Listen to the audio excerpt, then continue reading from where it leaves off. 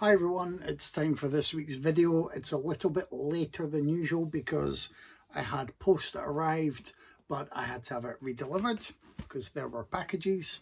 There are a selection of films that have arrived this week that, surprise, surprise, I am previously fairly ignorant of. So again, any hints, tips, recommendations, always welcome.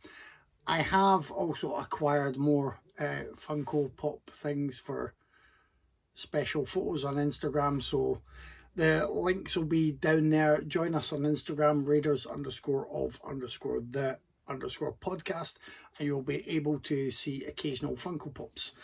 First of all, Putney Swope, a film I have heard very good things about, and one that I am looking forward to check out. But I generally know nothing about it in detail, so I'm going to see if I can try and make room for that soon. Strangely enough, I love a lot of the IndiCarter releases and have picked up their box sets and their individual releases, but the other films I tend to struggle to make time for ahead of others. The Arrow movies I can stick on at my convenience and just some of them are just undemanding fun. Quite a few of them are slashers. The other films that I pick up, maybe from Second Sight, maybe from other boutique labels, tend to be films that I've already seen and I would like the full package for, or the extra features. So it's a shame that I'm really far behind on my IndiCarter title watching. That includes stuff that I can see from here, like Force 10 from Navarone, the girl/boy, most of the box set stuff. It's an embarrassment of riches, and I do intend to try and make headway through it. But for this month as well, Diary of a Mad Housewife. No idea about this one, but it was in a nice bundle from IndiCarter. If you order their monthly releases in one go, you tend to get a discount if you use the code bundle or some code that they'll let you know of at the time. So with these ones, I got each release, didn't know anything about them, and used the discount, so save some money. Same with this one, the bullfighter and the lady. No idea. It looks quite glorious, windswept and interesting, so that'll be nice. I thought I knew about this one.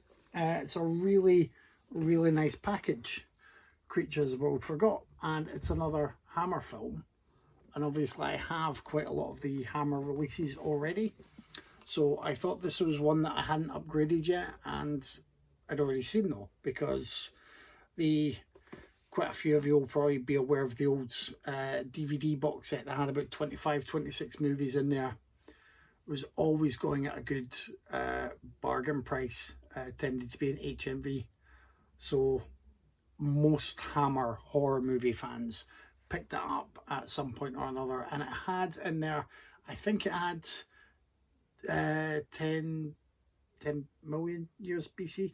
I think it had Dinosaur Woman and the Viking Queen. Like, it had some of Hammer's fantastical, not necessarily horror stuff in there, but it seems that it didn't have Creatures World Forgot, because I've not yet seen this one, and I've watched everything that's set, and I've watched a lot of Hammer movies. Thankfully, that isn't necessarily a big blind spot for me, although some of them merge into each other because I watched so many in a row. Like, I couldn't tell you off the top of my head every different Dracula movie plotline, every different Frankenstein movie plotline. I just couldn't do it.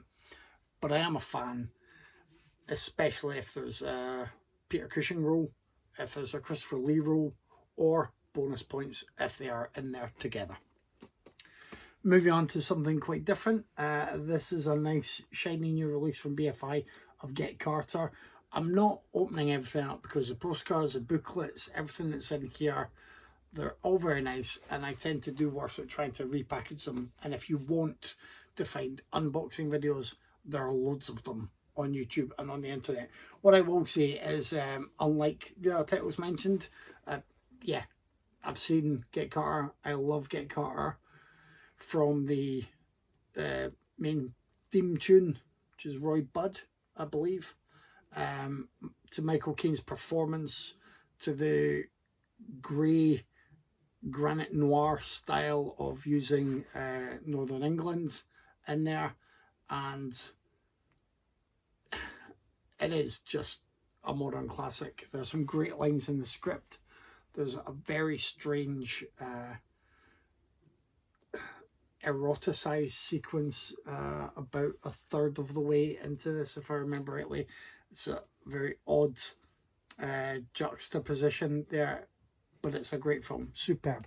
If you have not yet seen IndiCarter, do yourself a favour and see it as soon as possible. It is celebrated for good reason. And last but not least, this finally arrived today. This is a lovely set. I'm hoping, yeah, I mean, I think that's still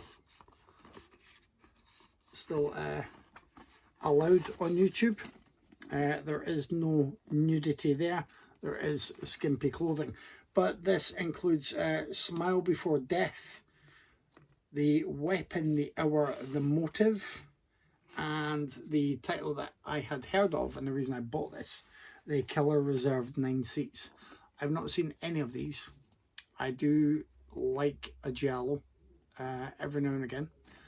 I've seen, I would say, a lot of the big titles that giallo fans would ask you to check off the list, and I look forward to checking these out. Again, I'll probably end up checking these out before maybe some of the other IndiCarter titles and other ones that have been on the list for so long. But it can be quite easy to stick on a giallo and revel in the, you know, the beautiful visuals if they're there, and then the ongoing sleaze and the murder set pieces, and then, you know, sometimes a bonkers finale. So that's a lot of fun. Speaking of bonkers finales, on this week's show, as I mentioned a little while ago, I believe, we are covering Thief, because Craig picked it and then he couldn't make it along to discuss the film. But hey ho, we look forward to the chance to revisit that anyway. James Caan in a great starring role there. Michael Mann's film, I've discussed it already on the podcast. I can't recall if I say it. I think it is his feature debut. So that is coming up. But bonkers is Voyage of the Rocky Lens. Now, I know a lot of people have picked this up recently. It was released by some company in America. I think it might be Vinegar Syndrome, but I can't recall the different companies and what releases they do. Please forgive me. I did not buy the Blu-ray. Dave clearly did and wanted to make us all watch it. He is trying to cause Tyler pain. He's not fussed if he causes me pain or not for this week. But you will have to wait and listen to what our full thoughts were on that when the podcast drops. I will say we all agree it's bonkers. It's absolutely bonkers. And I think some of you who watch these videos and listen to the podcast will enjoy the way in which it is bonkers, but it's certainly not a film that everyone will enjoy. So do tune in this weekend to find out if Tyler cried, if Dave cackled with glee, and how I felt about the film. And then that will keep us happy because our numbers will go up. Like, subscribe, do all the usual stuff. Hopefully I'll have some posts for next week. If it's on time, this video will be, I tend to aim for Monday evenings. If it's late again, then it'll be later. But either way, see you then.